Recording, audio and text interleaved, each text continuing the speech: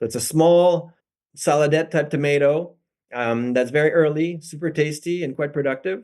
And the name came about when I was showing a visitor from South America who had come and worked for the day with us, and I was giving him some seeds from this breeding project that I was doing. He was like, "What's it called?" And I didn't have a name. I only had a selection number for it. And one of my daughter's name is Ruby, and Ruby is a type of red. And I thought, oh, well, Ruby and Tourne-Sol, and I decided to name it Ruby Sol on the spot there, and that's the name that stuck for it. And now one of my kids has a tomato name after her, and the others are still waiting. Welcome to episode 43 of the Seed Farmer Podcast, the podcast where I want you to harvest seeds from some of the vegetables and flowers growing in your farm or garden, and then to plant that seed out to grow delicious vegetables and beautiful flowers. If you enjoy the Seed Farmer Podcast and find it to be a good resource that helps you improve your seed work and farming, please support the show at spreadsheet.farm/support podcast. I'm your host, Dan Brisebois, seed grower at Tourne-Sol Co-operative Farm and author of The Seed Farmer, a complete guide to growing, using, and selling your own seeds. Before we start today's conversation, let's jump into a little bit of news. And I guess this news is a couple months old now. In July, Pam Dolling wrote a review for the Seed Farmer book, and here's my favorite paragraph of the review. This step-by-step manual explains everything clearly. Unlike most seed-growing books, the Seed Farmer helps you get up and running by advocating a simple start to your first year, in what Dan calls, that's me, what Dan calls a first seed mindset, growing one seed crop or two or three for use on your farm the following year. There is no need to abandon growing food. Dan Brisebois explains how to choose a seed crop that fits in seamlessly with the rest of your growing. This approach makes getting started easy, with little cost in time or money, and no dire consequences if things go wrong. Dan's writing style is friendly, accessible, compassionate, inspirational, and yes, joyful. I've been reading Pam's articles on growing for market for years, not to mention her book, Sustainable Market Farming, so I'm very flattered to read her kind and enthusiastic words about the Seed Farmer. There's a link in the show notes to see different places you can get the Seed Farmer book. If you've already read the book and enjoyed it, please leave reviews on Amazon or Goodreads or anywhere that folks review books. These reviews really help folks decide whether or not to read a book. And now, let's get into today's conversation. Fred Thériault is this episode's guest. Fred is a farmer and founding member of Tourne-Sol Co-operative Farm in Les Cèdres, Quebec, where they grow vegetables for 500 weekly CSA baskets and an acre of seed crops. I say "the," but I guess I mean we, because I farm with Fred at Tourne-Sol, and we've been great friends for the last 25 years and have done all kinds of things together, such as Fred and I also co-authored the book, Crop Planning for Organic Vegetable Growers. In this episode, Fred and I talk seeds, but I also brought Fred on to explore what it's really like to be part of a co-op. We dive into the challenges and rewards of shared decision-making, balancing individual and collective goals, and building a farm culture where collaboration supports both production and innovation. Fred shares practical insights on how cooperative structures can help farmers thrive while maintaining flexibility and creativity on the farm.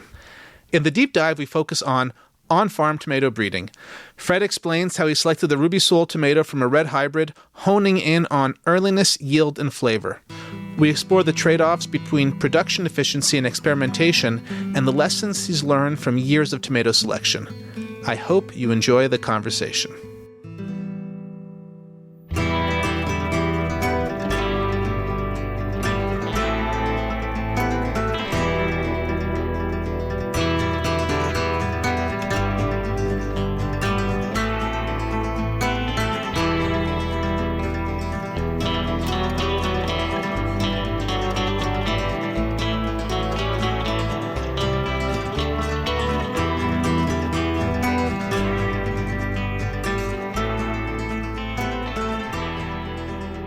Hi, Fred.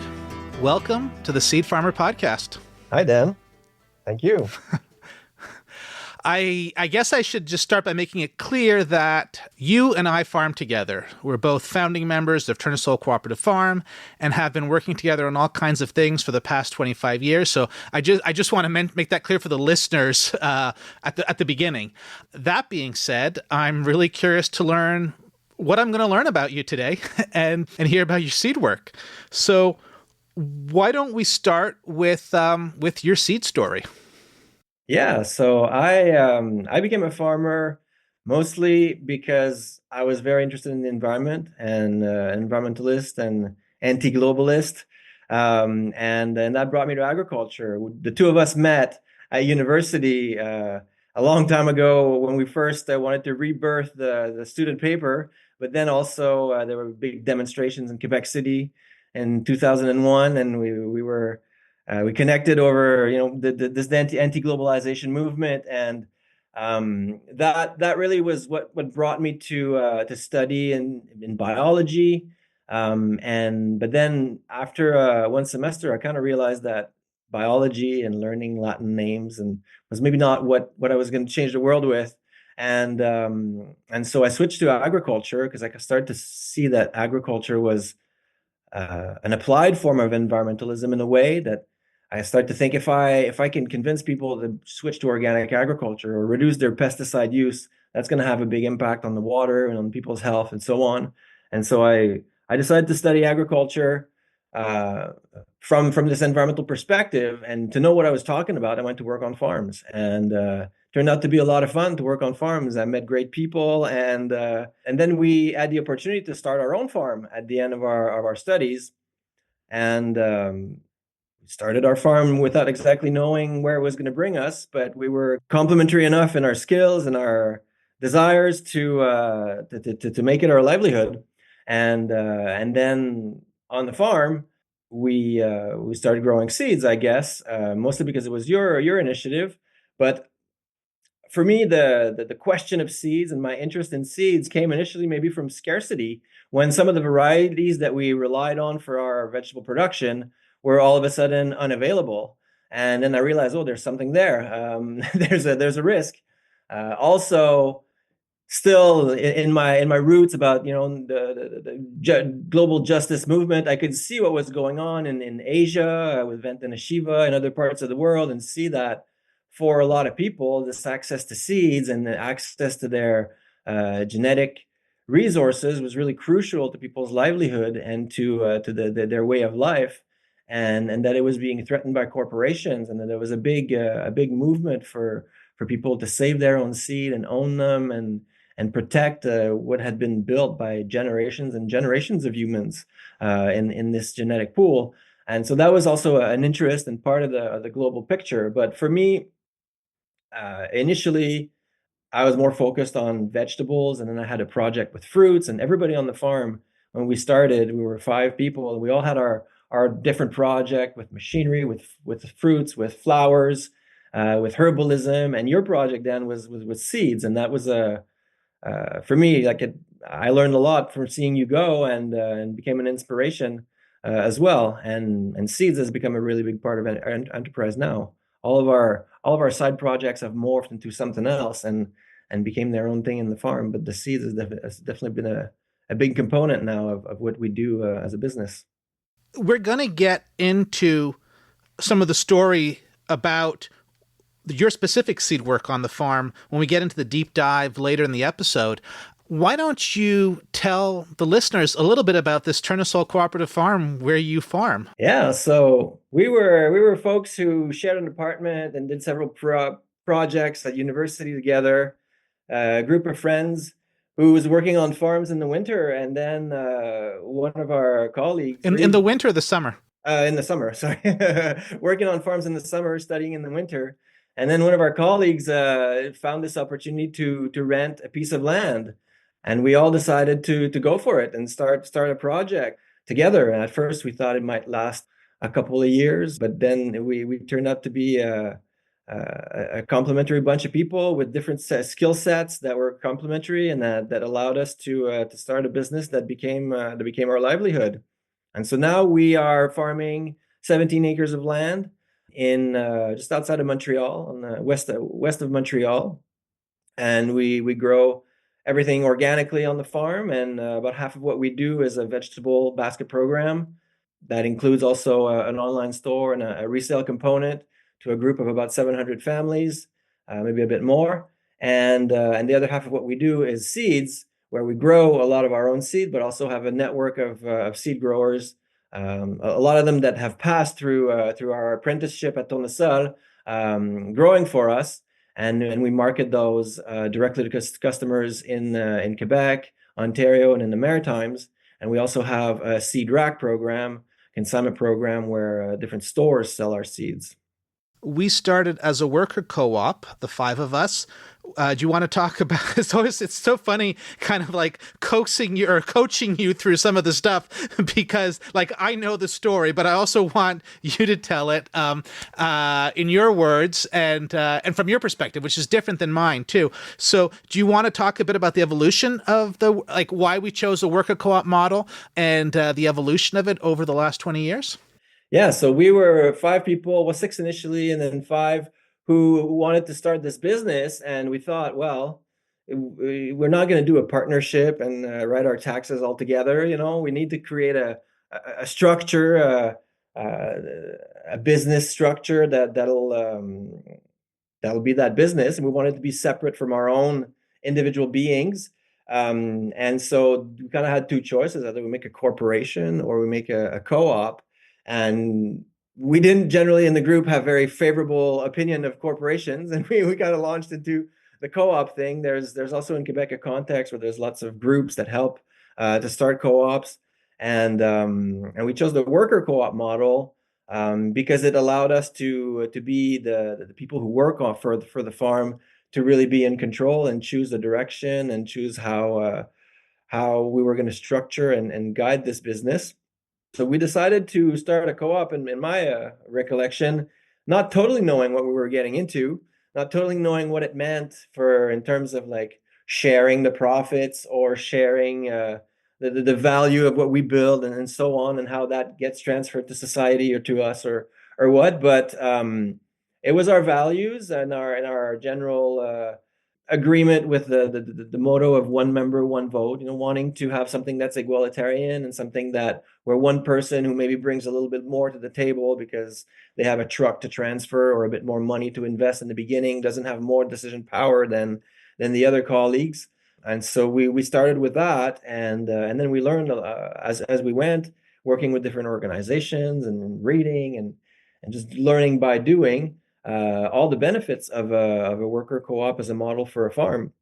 When we started in Quebec, there weren't a lot of worker co-ops that were farming, and now there's a growing movement. There's now, some government institutions are creating programs and doing training, and we're thinking about how to make groups to sort of follow what the different co-ops need and how to guide them and help them to develop at their different stages. And so there's I don't have good figures, but there's probably 40 or 50 now co-ops involved in agriculture in Quebec. So it's a growing movement, and it's because the model isn't the be all end all. It's not the model where you're going to succeed for sure, but it is a model that has a lot of benefits.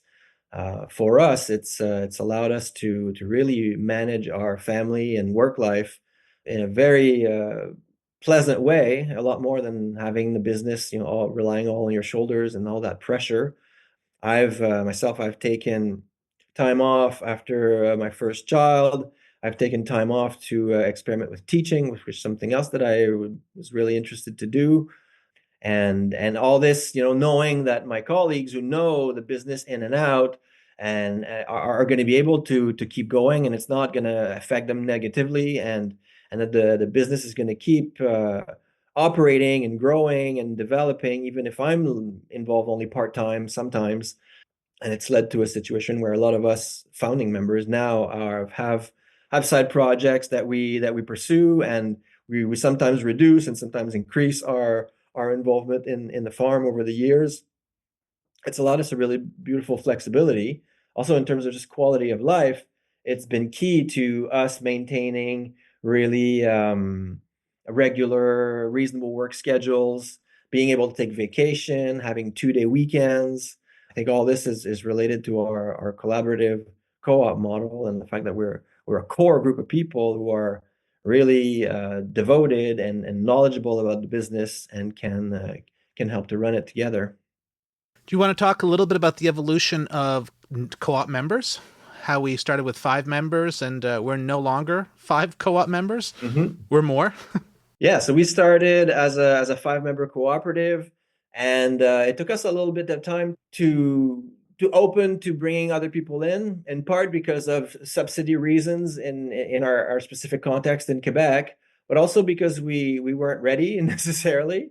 It took us a long time to decide exactly what we wanted to do with this and where we wanted to go and put into place our holistic plan and start to navigate towards that holistic plan. But eventually we realized that because at the beginning we had a model where we were hiring people in some sort of apprenticeship and giving them great training to then go on and start their own farms. But after a few years of doing that and of getting people and training them, maybe 5 or 6 years of doing that, getting people, training them, and then them moving on to start their own farms, then we started to feel that we put a lot of energy into training people, and it'd be great if they could stay. And somebody decided she wanted to stay, and then we made it possible for her to stay. And then we realized there were lots of benefits to having returning employees. And so then the question started to come up about that person, how can she be part of the decision making or have more of a say. We don't have the same level of experience, so there's lots of questions that pop up when you want to try to start integrating new members. But we had several meetings, thought about it, created a plan, and it was a slow process. But eventually, we integrated Sophie into our management team and as a member of our co-op. And then other people started to come and be like, "Yeah, I don't want to go and start a farm on my own. It seems way too hard. I'd rather join and be in this farm here that's well organized and where things are working really well." And join as a co-op member. And so then we had to reflect and decide what does it mean to be a co-op member? What are the benefits of being a co-op member? And how do people go about to becoming one? And so we created a structured process, and then Julien joined us, and then Camelia, and now we're 11 members in the co-op. And I should say that at the peak in the summer, we're 20 employees in total. So 11 of us are members, and then there's 9 extra people that join in either seasonally or part-time to operate the two sides of our business, the seed and the vegetable side of the business. So at the peak we're 20, but then in the winter it tapers down. And so 11 of us are committed for the long run and are part of the permanent team as co-op members. And we're still open to accepting more members if some of our part-timers or seasonal employees decide to join the co-op, because we think it's worth it to get that commitment from people and to integrate them into the planning and the shaping of what the business will become. And it really ensures that we have quality people for the long run when we integrate them into, I don't know, in the membership, I guess. So now, so you've been a member of a co-op for 20 years, and you've begun to work with farmers who are thinking of starting co-ops or already running farms as co-ops. So this is kind of a sideline that you've started doing. Like, I'm doing a podcast, writing books about seeds, and you've started to work in kind of teaching about co-ops and then supporting people about co-ops. Do you want to tell me why you think farming in a co-op is an option that farmers should consider? And you sort of already have said that, but you want to make it kind of make the case why a farm should consider being a co-op? Yeah, so I've talked about a lot of the benefits of working as a co-op. And there you can start a business from scratch and make it a co-op, just like we did. But there's also a lot of folks that we know that have had normal standard, businesses, to two people owning a business or a corporation that have considered and have switched their business to the co-op model and have seen great benefits. Some of three of our close friends here in Quebec who have exemplary farms have decided in the last years to switch to co-op models. Often it's a question of being able to share in some of the financial burden of owning, properties, greenhouses, land, and so on, and then getting more people to share into it, and getting subsidies allows to do more. Often it's also a question of sharing the work and the responsibilities to create more reasonable work schedule for people, being able to take vacation, being able to take statutory holidays and that kind of stuff, and the whole family and work balance that I was talking about. Other benefits that we have in our co-op and that are accessible to other folks who want to start co-ops is to create a collective insurance plan and benefits. So because we're a co-op, we joined with another co-op organization and then started an insurance program here. I guess in Quebec it's less serious than it would be in the US, but we have insurance, collective insurance for health and so on for our employees and other and we can think of other benefits to create as a cooperative. But I guess one of the other really big things is to sharing the workload and benefiting from each other's strengths. And so that was one of the real big strengths of our co-op is we started with 5 individuals who all had different strengths, and I don't have the technical know-how to build machines, but and I didn't have the as much planning or skills or being able to make like standards of procedures or protocols. It was not part of my forte at the beginning, but some of my colleagues had that, and our co-op really benefited from these procedures and these all these strengths that others bring to the table. I had more strengths in terms of administration and business management. I brought that to the table, and I mean some strengths are duplicated in the co-op, and that's also good. But we've definitely, I think, grown a lot faster in our co-op and reached a stage where we made a living wage faster because we had these complementary strengths in our co-op. Now we're coming to a point where it is becoming more challenging with 11 members who want to share into the profits to raise everybody's wage by 10% becomes a much bigger challenge than if we were in a model where it's 2 owners and a bunch of employees underneath. So that's one of the limitations or things to be aware of when you're in a co-op model. But I think it is really beneficial to sort of share in these benefits and profits with the whole group that's at the core of the farm, and to have this big group of 11 people who we know for sure they're going to want to work next year makes it a lot easier to start planning our season for next year. So you've talked a lot about the quality of life aspects, and I totally agree with you. I think that on our farm, so for sure we're stressed when it doesn't rain or it only rains. Like there's stress that comes with production and weather and running a farm no matter what. But I think that there's a different kind of stress than when you're just two people trying to do absolutely everything. So you've talked about some of those quality of life benefits, but one thing that I find interesting also is that the succession can mean something different in a co-op, because like there's farmers that we know as they're ending the end of their active farming career, they don't always know what's going to happen to their land or their business if their kids aren't interested in it. And it seems that co-ops have a chance to outlive its founding members and become something beyond the initial people that were part of it. What do you think about that? That's absolutely true. We have this friend who has been supplying cheese for our farm for a number of years, really delicious raw milk cheese. The business was started by her parents. She was involved in the business, wanting to take over, but never found the partner to do it with. And now the parents really needed to retire. And so they've had to make the really tough decision of selling the farm. And they weren't able to sell to somebody who wanted to pursue with the cheese factory. And so these wonderful cheeses and recipes that won prizes and stuff will probably disappear, and so it's very sad.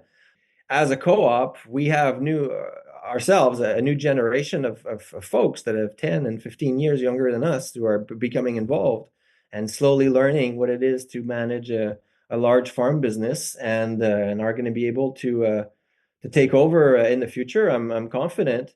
Obviously, we've had to make some choices, and there's a you have to agree to give to the collective in a way. Like we bought the land of our farm with the co-op, and so all the plus value of that land is staying with the co-op, and it's going to go to the next generation, and then going to go after that to the next generation, and maybe we'll think one day of preserving that in a land trust, so that it's perpetual and it's out of speculation.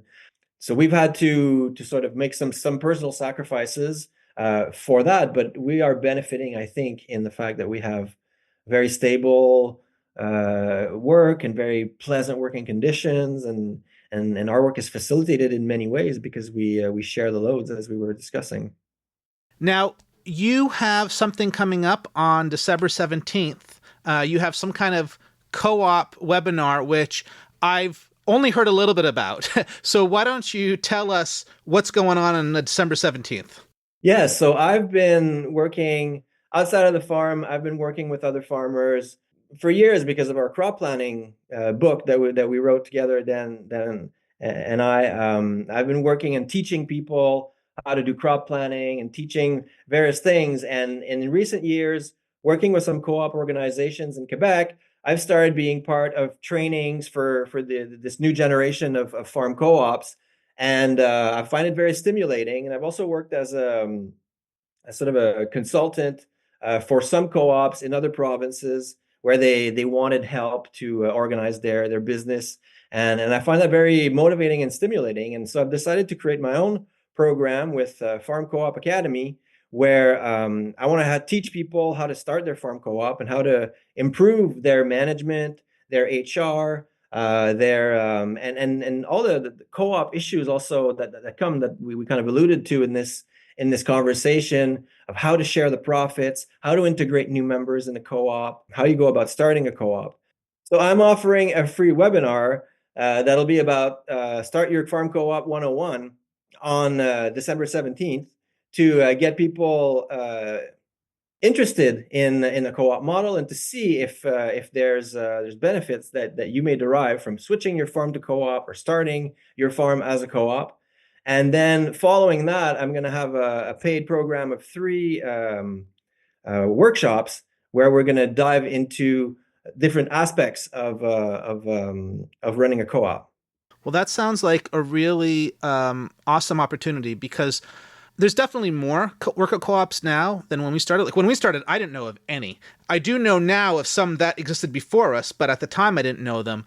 Even though there are a lot more co-ops now, there just aren't the resources to support them. So I think that's really exciting for anybody who is considering this type of a business structure. Absolutely. If you're already a seed farmer, or even just thinking about harvesting seed from your plants for the first time, head over to seedgrowers.farm for my free seed grower resources. There is cross-pollination information, seed yield information, even a few seed spreadsheets. There's also a list of my favorite seed books and podcasts. While you're there, you can also sign up for my weekly newsletter to get seed grower tips and stories straight into your inbox. So head to seedgrowers.farm for my seed grower resources. Now, back to the show. All right, so I've dragged our seedy listeners a little extra long into some non-seed topics, and I'm assuming that farmers are going to find farming structures interesting, and I hope so. But now I think we should get back into seeds and go a little bit more into the nitty-gritty. You've had a breeding project on our farm that I would love for you to tell us about. So if you wanted to start about what was the impetus for your breeding work? Yeah, so I was inspired by some of your work and was wondering how I could contribute to our seed efforts and business. And I talked about the scarcity a little bit. We had trouble early on in our co-op where we had a tomato variety that we really liked that had been recommended by our mentors that eventually became unavailable, and it wasn't a tomato that I guess the California or the Florida market cared about. And here in Quebec, we really liked it, but it became unavailable, and we had to reconfigure and figure out other varieties and start growing other things. And from that experience, I learned that it was important to preserve some of our seeds that we really like. And then a couple of years later, I'm not sure exactly about the timing, but then another variety that we really liked, there was a crop failure one year, and it was scarce, and luckily we had seeds that were still left from the year before. But I started to think maybe a dehybridization of some of those hybrid varieties that we like could be interesting, and I was curious. And maybe I'll just step in. Both those tomatoes that you're talking about, the reason the first one wasn't available to us because it was a hybrid. So if we'd kept the seeds, we couldn't keep the seeds as it was open pollinated. So just to put it in for the listeners who don't know that part of the story. That's true. That's true. Yeah. So we were growing hybrid tomatoes in our main production, and the availability of those hybrid tomatoes was really dependent on the suppliers and whether they have a good crop or a bad crop, or whether they decide to scratch them off the list or not. And so I thought, it'd be interesting also from the biological and breeding perspective to be like, well, let's see what we do, what it does when we grow these seeds out, and what kind of diversity we get, and if there's anything that we can get out of it that'll be interesting for us. And so started a dehybridization program with a few varieties, first with big tomatoes, and then tried with some cherry tomatoes, and saw what I got. And I was really focusing on, we were producing our tomatoes in caterpillar tunnels, and so I wanted to select for a tomato that would grow well in our growing conditions, for our farm. And I was really focused on earliness because we have a very short season in Quebec. So I was always selecting for earliness and selecting for good taste, because that's another criteria that was really important for us. We weren't equipped to really select for disease and have a big disease program. That's, when you do a governmental large scale program that you can go and inoculate your plants with diseases on a working farm. We don't want to inoculate plants with diseases for any reason, really.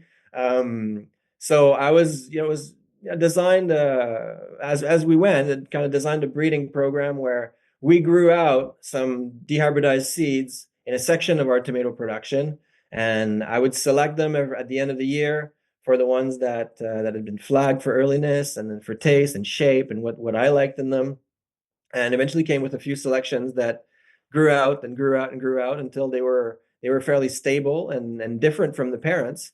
And the Ruby Sol tomato is the one that emerged from that. So it's a small saladette type tomato that's very early, super tasty, and quite productive.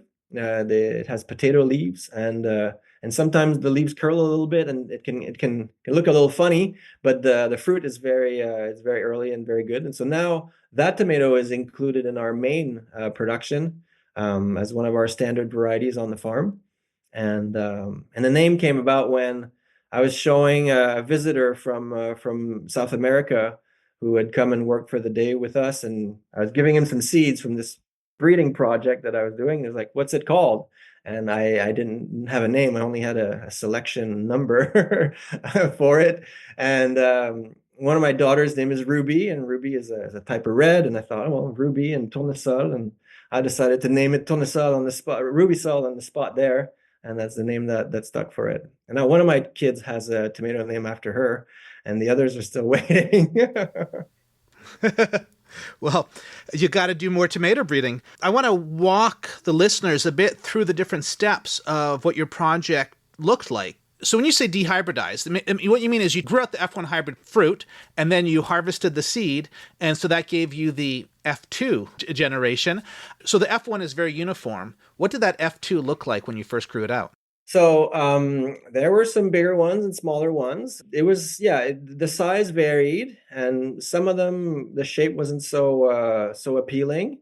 And so I went for the earliness, as I said, and selected for the tomatoes that I liked their shape. I didn't have very specific criteria or a good set of guidelines, but I just went with my feeling about it.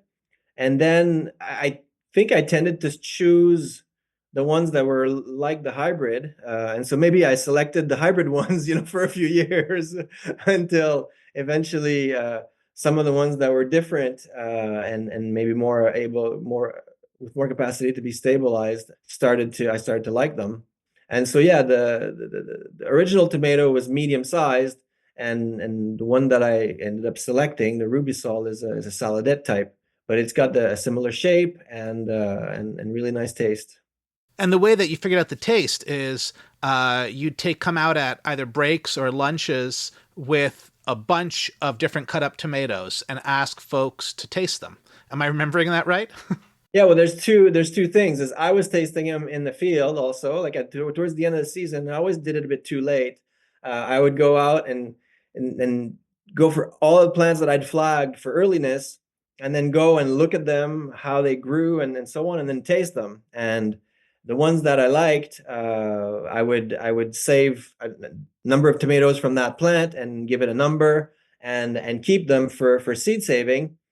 But then the next year we would grow them out, and yes, I would do a big tomato taste test for several years. I did big tomato taste tests, including the main production varieties that we had and heirlooms, and then some of those selections that I was trialing out and see how they fared in the mix. Do you think that the selections that you were doing, even though Ruby Soul is your favorite, were the others also tasty or tasty enough? It's a tough question because it's hard to remember just right off the bat like that, like what every tomato would have tasted like. I remember trialing new hybrid varieties that had bad tastes, and then and I remember that some of the selections weren't amazing either. But yeah, like it was part of sort of my selection process that I would eat some of the tomatoes from right off the vine, and then if they weren't good, I didn't keep them, and so they tended to fare okay. Not necessarily all better than our good hybrid tomatoes, and that we liked, and that tended to rank really well in our taste tests. But they were all decent, and sometimes they were a bit more sweet, or um, and sometimes not as good. Yeah, there's definitely where it was variety. How many years would you say it took from the first time you harvested that F2 seed to the point where you felt you had something that was good enough? I think by year 5 it was pretty stable, but I think we kept going till year 7 before really naming it and calling it kind of wrapped as a project for the round tomato, and then I kept going with more cherry tomato selections, which I liked, but that our team didn't adopt in the long run, unfortunately. Could have had a Leela one there because my other daughter's name is Leela, but Because one of the goals in these conversations is always I want farmers to imagine what it can be like if they do it. And tomatoes is definitely one that there are a lot of hybrids out there with good germplasm, and you're already growing the crop to fruit, so it's something that you can do. And because at this point, what percentage of our main tomato crop, not including cherries, but main tomato crop, would you say is grown from this variety? I think it's either a quarter or 1/6 of our main tomato crop that's Ruby Sol right now. And if it was a bigger tomato, would it be a larger percentage of that? Yeah, I think we have 3 tomatoes really. We have a really big one, a medium one, and the Ruby Sol, which is smaller. That's our main tomato production. I guess there's a little bit of Italian in the greenhouse now as well. And the early small one fits that niche. That's 1/6 or 1/4 of the production is good. Clients do like it though. I was happy this year to talk to some clients who saw some defects in our other hybrid tomatoes, and to show them Ruby Sol and be like, look, it's red inside. And he really was he really had something against the white part of the tomato, the end of the tomato flesh, and it showed them how you really like the flavor of the Ruby Sol. So yeah, we're saving money on that seed for sure. And it's nice to know that it's a variety that was developed by our team and for our needs, and it does meet them.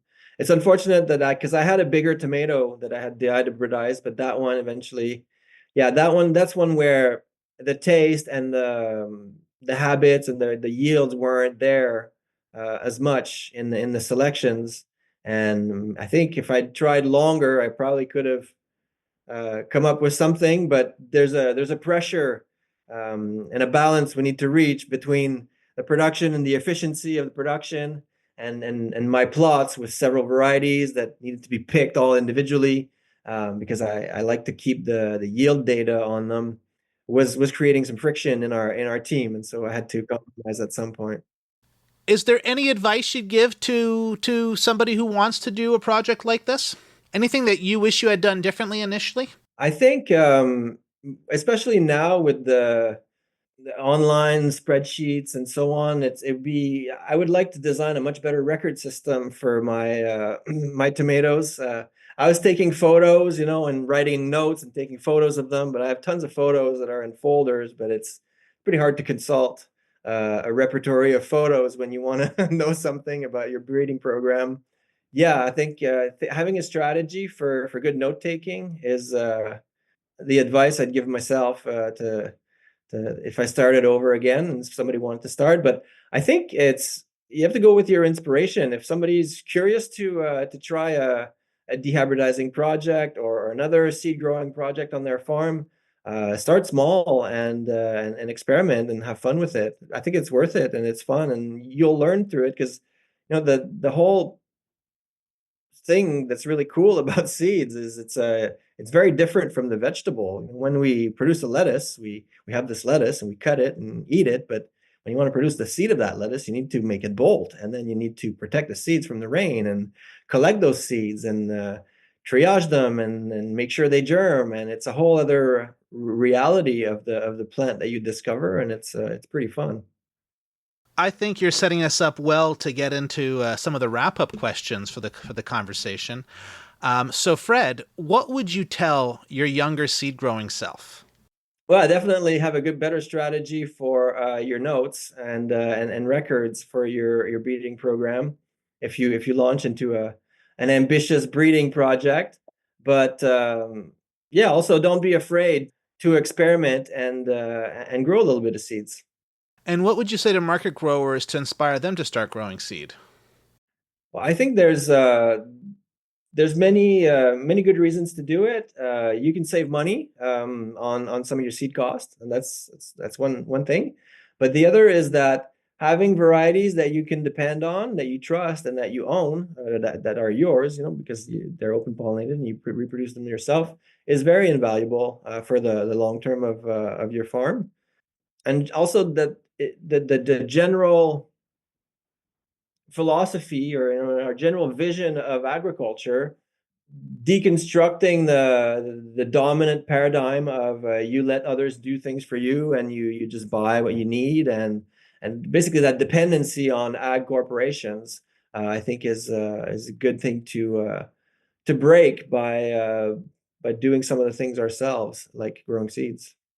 How can people find out more about what you're doing? So I'm in the process of building my website for Farm Co-op Academy at farmcoopacademy.com, and I'm putting together a nice checklist for people to see, are you ready to start a co-op? And on that website, you're also going to be able to sign up for my free webinar on December 17th. It's going to be recorded, so if you're not available on that Wednesday, it's not a big deal. You'll be able to catch it. The webinar is Start Your Farm Co-op 101.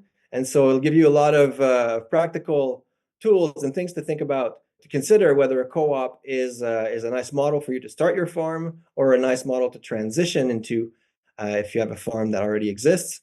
And I'll be able to tell you more about all the rest of the program that I'm putting together to spread the co-op good news this winter. Well, thanks so much for coming on to talk about co-ops and to talk about the tomato. I hope to see maybe more of your tomatoes in the future. I look forward to Alila and other tomatoes. So thank you so much, Fred. Thanks, Dan. I'm going to have to go back to that germplasm. It was a pleasure to chat with you about all this today. Thank you. And that's episode 43 of the Seed Farmer Podcast. Thank you, Fred, for being on the podcast. I always love working with you. If you're interested in Fred's co-op webinar or the Farm Co-op Academy, the links are in the show notes. And if you like these podcasts episodes where I go a little bit outside of seed topics, please let me know. I'm always curious whether they appeal to you or not. Thank you to Sophia Sedalton for the theme music. You can hear more of their music at sophiasedalton.com. Thank you to Molly Brisebois for editing this episode. And thank you so much for joining me in these conversations with seed farmers. You can find more seed growing resources on my blog at seedgrowers.farm. While you're there, you can subscribe to my newsletter full of seed growing, crop planting, and farm spreadsheets. You can also find out where to order a copy of my book, The Seed Farmer, a complete guide to growing, using, and selling your own seed. And you can support the podcast at spreadsheet.farm/support podcast or follow the link in the show notes. If you haven't already subscribed to this podcast, now's the time. You wouldn't want to miss the next episode. Until then, happy farming.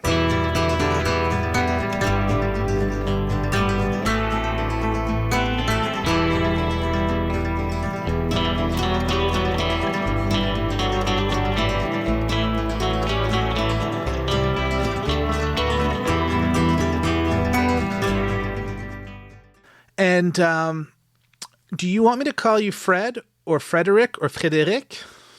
I think you've been calling me Fred for years, so it's probably fine.